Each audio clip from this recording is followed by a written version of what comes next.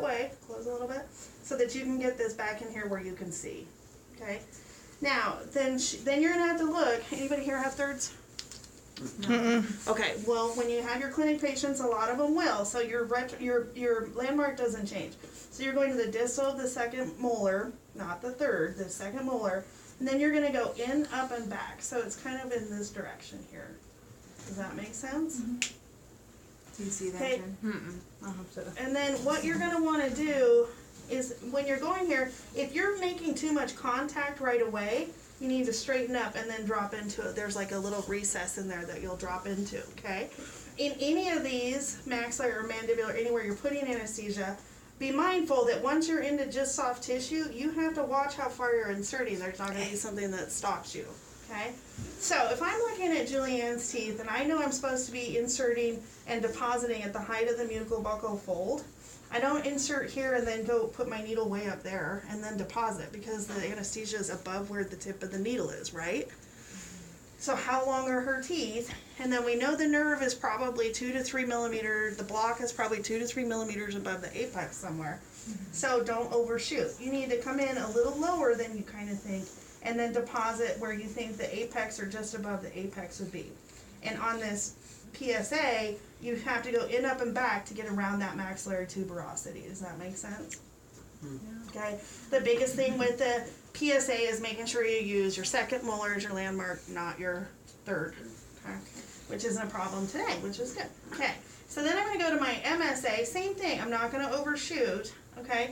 I want to make sure my needle is sort of perpendicular, or excuse me, sort of parallel to the arch, and that's going to keep me from contacting bone too soon.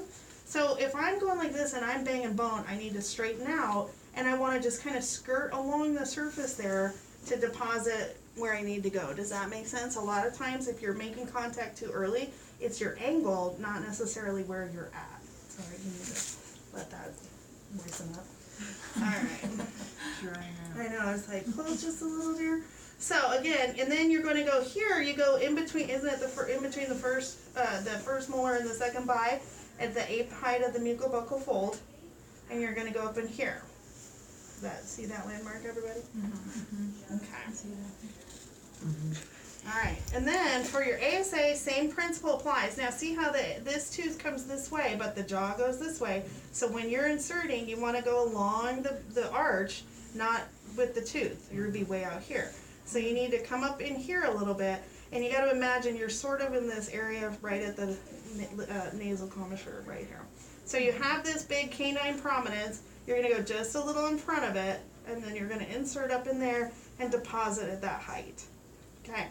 If you're doing infiltrations on the maxillary arch, you could literally just go anywhere you wanted, and you'd go to the same exact place on the maxillary arch, into that mucobuccal fold, into that vestibule area, and you'd stay somewhat perpendicular with the tooth and the arch, and you could probably do infiltrations all along there. Again though, they're only good if you're in the right spot. If most of the time students will come in and do anesthesia and the patient's totally numb up here and none of the soft tissue or the teeth are numb.